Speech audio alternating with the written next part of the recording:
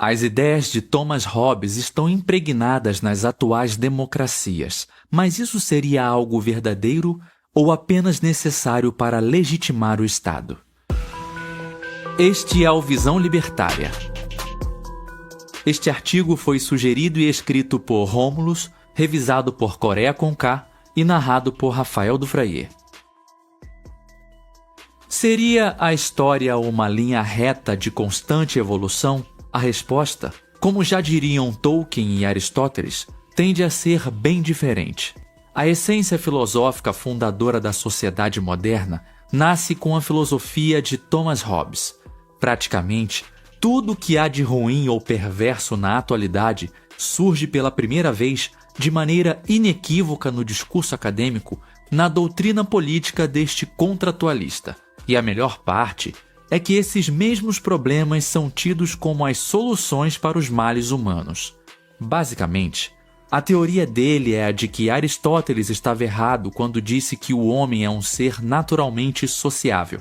Para Hobbes, a espécie humana não está preparada para a vida em sociedade. Uma questão preliminar que poderia ser formulada seria a seguinte: se o ser humano não está dotado para viver em sociedade, por que diabos ele o faz desde a aurora dos tempos? Ou ainda, quantos são os homens que vivem em isolamento completo? Quantos Robinsons Crusoés existem ou existiram? E mesmo nos casos excepcionais de pessoas que realmente vivem em isolamento, o que seria delas sem as tecnologias, utensílios, ferramentas e maquinários desenvolvidos pelos outros membros da espécie humana? O que teria sido do pobre Crusoé se não fosse o barco naufragado na ilha a qual ele se encontrava?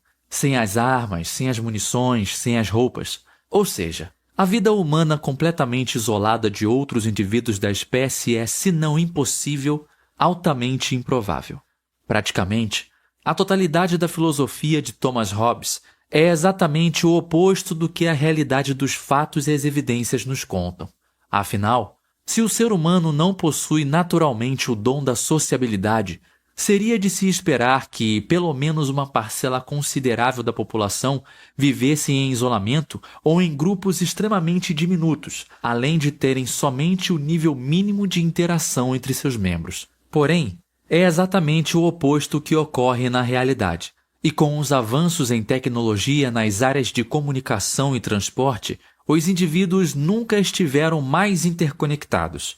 Barreiras geográficas são facilmente superáveis com os meios de transporte atuais, ou mesmo se tornam irrelevantes com os meios de comunicação disponíveis. Assim como barreiras linguísticas ou culturais se tornam cada vez menos relevantes no mundo onde os indivíduos possuem um tradutor instantâneo em seus aparelhos celulares. É um fato que muitos indivíduos não possuem apreços por grandes cidades, mas isso não significa que desejam viver em isolamento completo do restante da espécie humana. O instinto da solidão não existe no indivíduo. A realidade se aproxima muito mais do que dizia Agostinho de Hipona. A base da sociedade humana é o amor ao próximo. É óbvio que o mal existe na sociedade, mas dizer que o mal é a base da natureza e, por consequência, da sociedade como um todo, é um contrassenso absurdo. Nenhuma estrutura baseada na maldade poderia existir da maneira que a sociedade existe ou existiu, até porque, se assim fosse, ela e a espécie humana como um todo já teria deixado de existir muito antes de Hobbes sequer ter nascido. Mesmo nas sociedades mais primitivas e bárbaras que se tem notícia, há relatos de todas as características que se poderia esperar de um ser humano decente: generosidade, solidariedade, respeito, compaixão. Mesmo nos episódios mais horrendos da história humana, como na Segunda Guerra Mundial, há relatos documentados e gravados em vídeo de soldados alemães capturados pelo Exército Vermelho sendo transportados acorrentados e de civis soviéticos com pena deles. Soldados que estavam com o objetivo explícito de matar seus compatriotas e, muito provavelmente, os mesmos civis que se encontravam aos prantos pelos pobres infelizes. Até mesmo numa situação de miséria abissal como essa, a bondade humana ainda sobrevive. Nas obras de Alexander Solzhenitsyn, há inúmeros relatos de bondade, generosidade e coragem, de prisioneiros do arquipélago Gulag, verdadeiros campos de concentração e trabalho forçado, no qual as pessoas eram obrigadas a trabalhar até a morte, mas que mesmo assim ajudavam umas às outras, dando seu último pedaço de pão para alguém que mal conheciam. Agora, vejamos a proposta de Hobbes. Como o homem é um animal antissocial, violento e assassino por natureza, ou como ele diz, o homem é o lobo do homem, a única solução seria criar, através da cultura e das leis, uma entidade soberana que forçaria os indivíduos a se comportarem e a conviverem de maneira civilizada. Essa entidade coercitiva é o que conhecemos atualmente como Estado moderno. O único detalhe que ele não pensou foi na obviedade de quem seriam os membros controladores do Estado. Seriam anjos, duendes, gnomos, elfos, unicórnios, sereias? Não. Por óbvio, seriam homens.